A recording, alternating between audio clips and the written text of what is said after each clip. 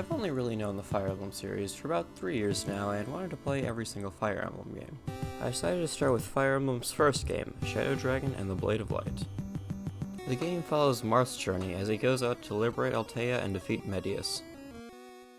Thankfully, the starting maps of most Fire Emblem games are just simple, so we can easily kill off all the pirates and Marth's dead. Alright, let's go home, game's over. Putting our past failures behind us, we grab the old man and his rod and we continue on to Chapter 2. Chapter 2 starts you off with 4 new units and 2 others later in the map. I use none of them in the long term, so I don't have a whole lot to say about any of them. I still have to try to figure out how curates... Do curates even get experience? Going to houses. Curate. So that's how you get curate experience. So the game does tell you what you need to know. That is very good, because I don't know what I need to know. So it's a shame that curates can't get experience just by healing. Fortunately, I'm only going to use him for healing, because I don't trust him to go out in combat very much. Especially now that we're going to be done with like 3 chapters. If I kill one of the archers, I might consider it. Like, I can just surround one of the archers, honestly. Oh, we can surround this guy. Let's go. Welcome to everyone's favorite part of Fire Emblem, surrounding some random archer. Alright. We're trading rice.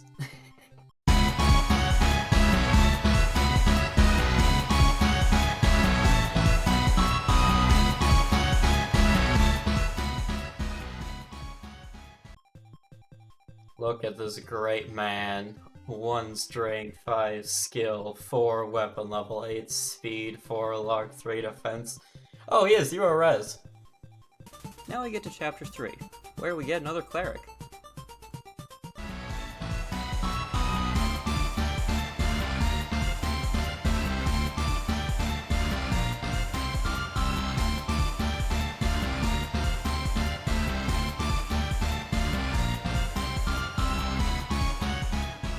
Oh, it's strange that, curates don't have res, which is usually their, like, main, like, purpose in games, because I've used Sakura as a res tank in Fates a lot. Because she has high res, and she can't counterattack during the early games, so she just doesn't have to do anything. There we go, level 20 curate number 2. Chapters 4 and 5 are unique because nothing of value happens other than me almost killing off multiple units. I mean, you can probably get this kill then. Don't miss.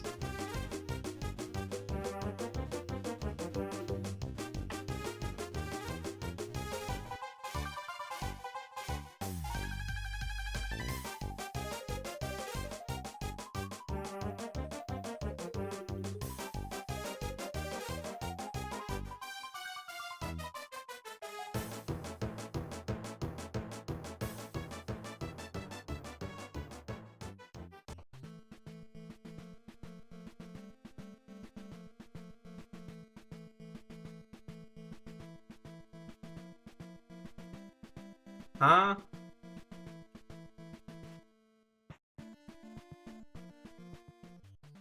Huh? Also, mages exist. Chapter 6 is the first castle level, and thanks to Wendell's definitely not bugged dialogue, we learn that you can in fact open chests. I went about my usual strategy for most maps, which is kill things first and ask questions later, which isn't very great when every single unit, including recruitables, have the same sprite.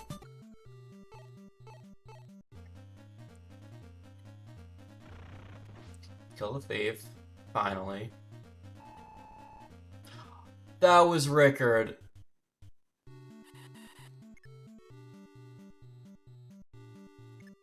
Whoops. So, Julian will be our only thief for the run. What's your strength? 6. What's your defense? 12. I think I have to steal exit.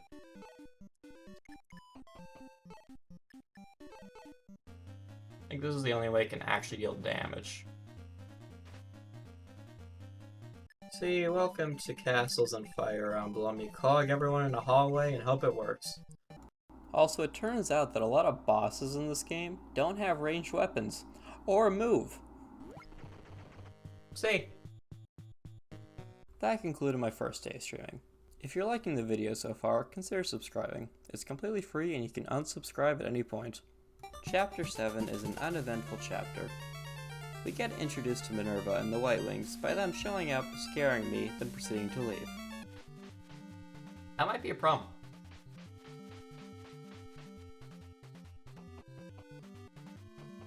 If Minerva does not move, we should be fine.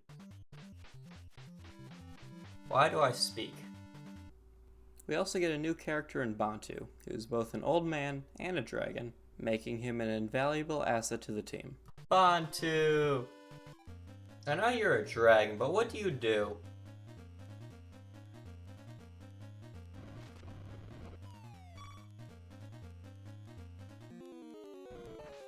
Huh. Chapter 8 has a large number of cavalry and armored units. However, I have an overleveled Marth that decimated every single cavalier unit in one turn.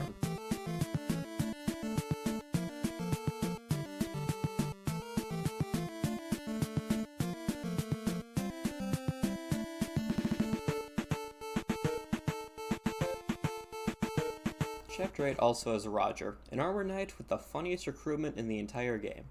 Talk. Hello there, I'm Ciatalis, and I come in peace.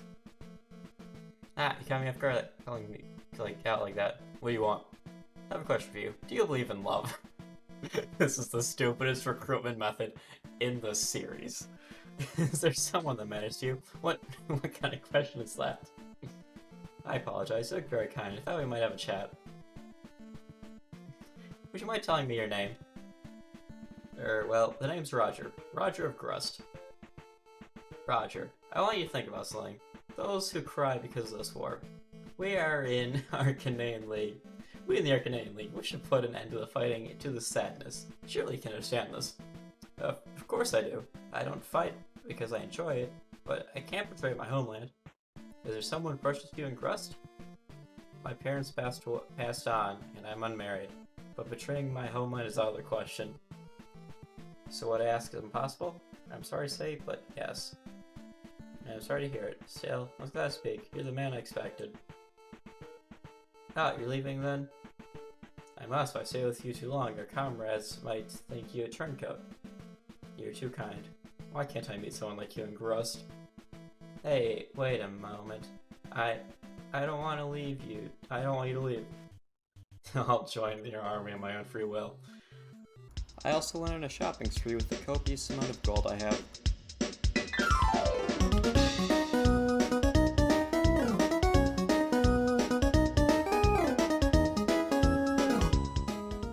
Chapter 9 is a larger map with a lot of water and locked doors, requiring a thief to complete quickly. I think the misunderstanding is you don't have to be smart to play these games, you just have to be determined. I have a level 20 two level 20 healers, and they've been level 20 since chapter 3. I am on chapter 9. Yeah, all of the enemies will attack Marth if they have the opportunity to do so. So I just leveled up Marth to maximum, so he doesn't take any damage, and I just use that to level up every other unit. This is what we like to call foreshadowing. He has the Devil Axe. Oh no.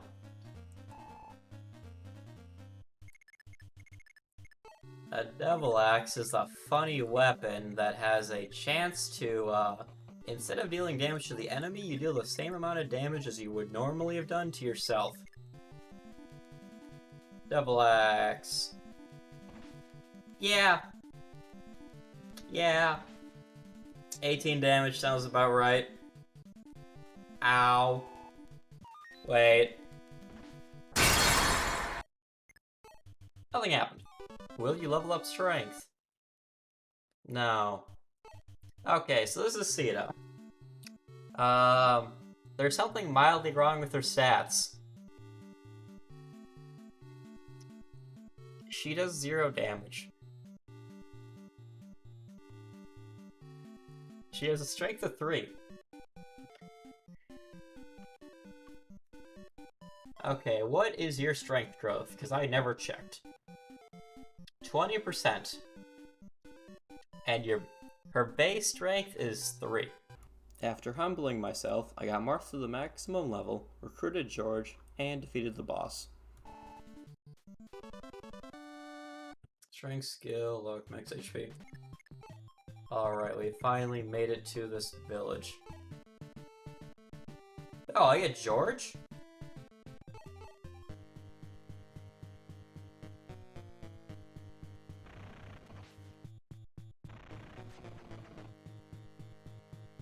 This man just one-rounded the dragon. Chapter 10 is a castle map where we can recruit Minerva and Maria. Turn 1, I warp Marth into the castle to recruit Maria, who is a cleric. No, I can't. I spent too much time playing this game already. I opt to bench the small child instead of raising her to level 20. You take Marth. You take a warp staff. Not the men's staff. The warp staff. And instead of where I sent him, we sent him right here to say hi. Talk. Hi, Mr. Slaughter. Attack. Silver bow.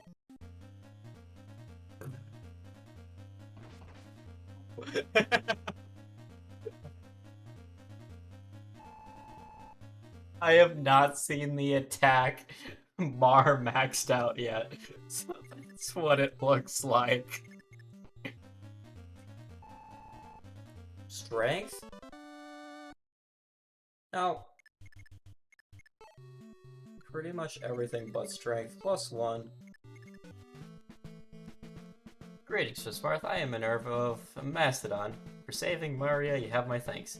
I had no choice but to be your enemy. I regret that very much. Still, many Mastodons support Dolar, including my elder brother Michaelis. To me, Dolar is responsible for my father's death. I seek vengeance for that. I was also worried about my troops, however, especially the 3 White Wings, Pelakitri and Est. Dolar feared rebellion and separated us. If they knew I was safe, they would happily join your ranks. How I detest Dolar for trampling Mastodon underfoot. Please, let me enjoy your fight. We have a wyvern! I was being a bit lazy this map and just didn't move some units because they weren't really needed. I did not see they spawned. We go Thunder here.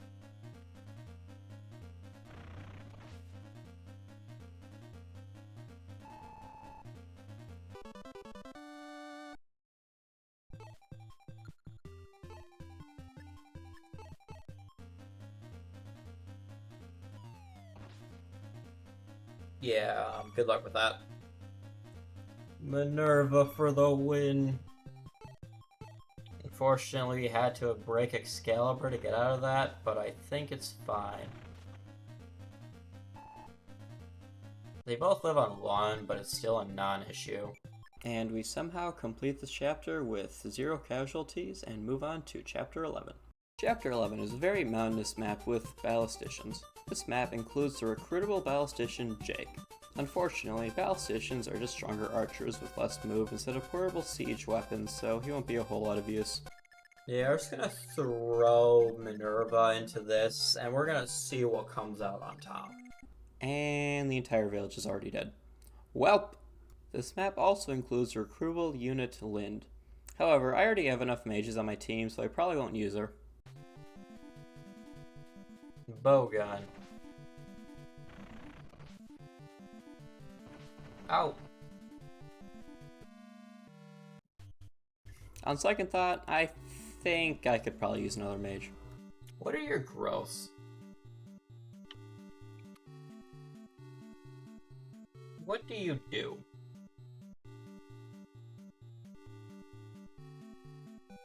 What in the fuck are these? So apparently the boss of this map has a weapon that can't counterattack at melee range.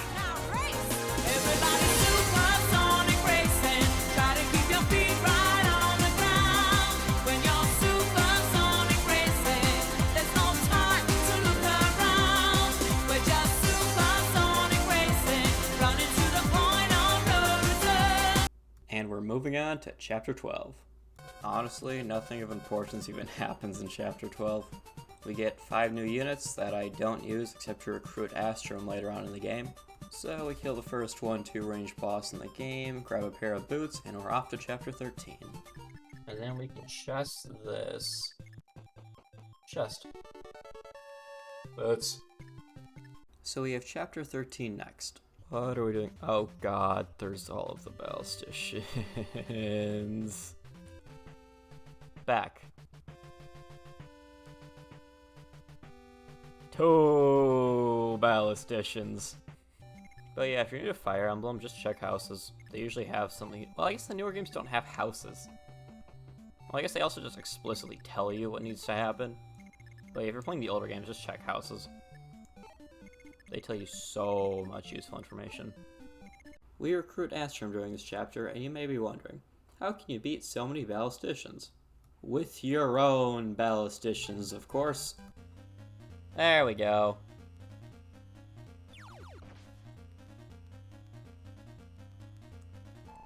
This is why we read villages. Also, the boss can't counterattack at melee range. Everybody supersonic racing, try to keep your feet right on the ground. Chapter 14 introduces us to the White Wings, giving us both Katria and Paula. Oh, there's Pegasus Knights there? Those must have just spawned. Ah, I had my suspicions. I go like, why are there 2? Do you have to talk to Marth or talk to... Okay, thank God you have to just talk to Marth. I thought they'd talk to Minerva. I'm more like, well... So you have 1, 2, 3, 4, 5... Alright, we're moving Marth up here, so when they talk to him, they're not immediately gonna get shot. Hello, Prince Marth. It's been a while. Do you remember me? I'm Katria. This is why we moved Marth, so they wouldn't immediately get shot. But other than that, not much happens, so I one-shot the boss and continue on to Chapter 15. Chapter 15 is a desert. Chapter 16 is a large map which had 2 notable things happen. Firstly, we acquire Zane, who is one of the most interesting characters in the entire series. Secondly, we get Lynn to level 20 by having her yet again kill another boss. I mean, we also get Aaron, but he just gets benched, so who really cares? Chapter 17 is the castle chapter where I get one of the most important items in the game, even if I don't realize it yet.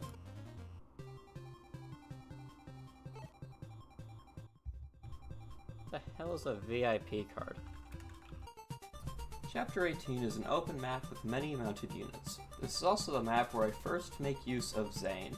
Zane is a unit that has the ability to transform into a unit for a few turns. I have an over-level paladin, so... 2 super strong paladins.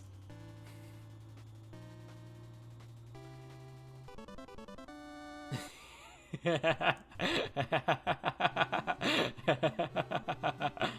also get Est, who completes the White Wing trio and gives us access to Triangle Attack, which I of course immediately abuse to get Est experience. Triangle attack! Triangle attack! Triangle attack! Triangle attack! Triangle attack! Chapter 19 is the map where you get Tiki. And at this point in the game, I kind of stopped thinking about such things as strategy and planning. Alright, so I have a great plan. We send Hardin forward, and we see what lives. It's like 2 days before Christmas, and I'm finishing this up so I can go make and do a video. Yeah. We can recruit the boss of this map by just talking to her with Bantu. Chapter 20 is the map where we fight Camus. If I care enough to explain the plot, you know that Camus is an enemy paladin that saved the princess we're with. He's a character that is noble, but we have to fight him because he cannot betray his homeland. Triangle attack! Oh, my dear Nina, farewell. We take the Gradavis from his corpse and move on to Chapter 21. Chapter 21 is... God! Sorry about that. Chapter 21 is... You know, on second thought, I don't think I want to talk about Chapter 21. So you remember that VIP card I picked up earlier? This map apparently is a secret shop that allows you to buy stat boosters if you have it. I spent about half an hour capping the strength, speed, and skill of Hardin, Minerva, Tiki, Bantu, Est, and probably some other units I forgot. So in Chapter 22, I take them for a joyride.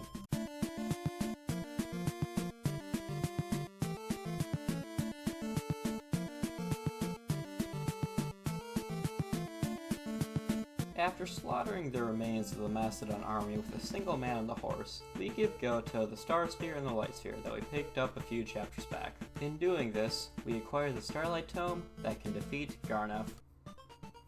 So you finally arrived, young prince. I have been waiting for you. Yes, I have waited. I am ready to strike. Once you are dead, this world is mine. Hee hee hee, and I need not fear Medius at all. With Falchion and Mahulu in my grasp, none can oppose me, not even that dragon. You've journeyed far just to meet me in combat, but can you find the real me? If you cannot, Falchion will never be yours. Cool.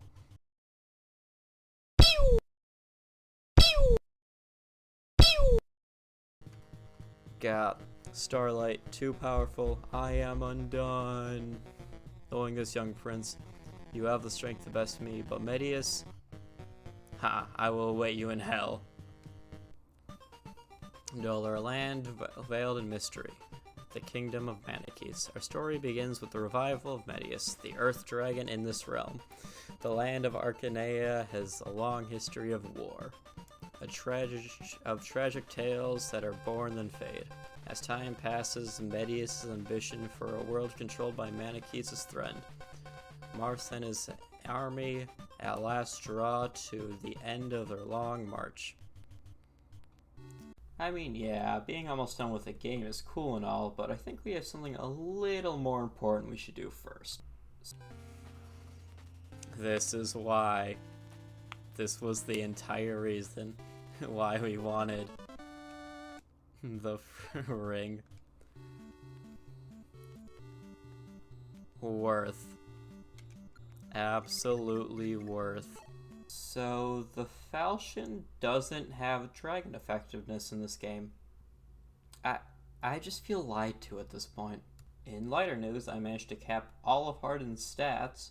Surely making him the most powerful being alive will have zero consequences whatsoever. And lastly, I used the Staff to revive Merrick, the only death so far. Oh. Princeling, do not think you have yet won. Though you dare approach me, I will not surrender. You will bear witness to the true power of the Earth Dragons. Yes, come to me. I shall cast you in the deepest pits of hell. To make this far, Marth is a measure of a true hero. Sage Goto, why have you come to this place? Men are foolish, and I had sworn to let the affairs of the world proceed without me, but watching your struggles, I came to think perhaps I was too hasty in my judgment. I cannot defeat Medius on my own, but I will happily lay his minions to rest. Go forth, he who has been chosen by the goddess, Altea's Prince of Light. Cast the Shadow Dragon back in the darkness, bury him in the earth where he crawled from. With that, we made it to the final map. After a short detour, because I forgot to bring a door key, we make it to the final chamber. Hero and Maneki reinforcements start spawning as I approach. Unit after unit kept attacking into Tiki just to fall shortly after.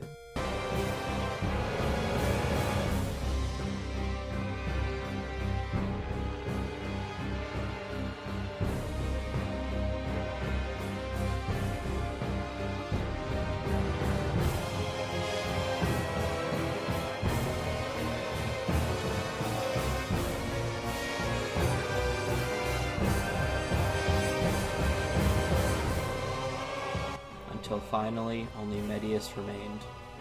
Hardin went up first using the Gradivis to attack Medius. While it did damage, he killed most of it off and the Gradivis slowly broke. It was finally Marth's turn to finish it.